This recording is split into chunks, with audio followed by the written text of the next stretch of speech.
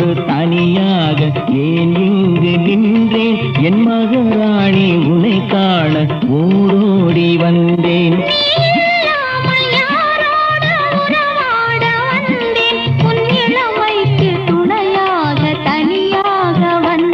நான் மலரோடு தனியாக ஏன் இங்கு நின்றேன் என் மகாராணி உன்னை காண ஓடோடி வந்தேன்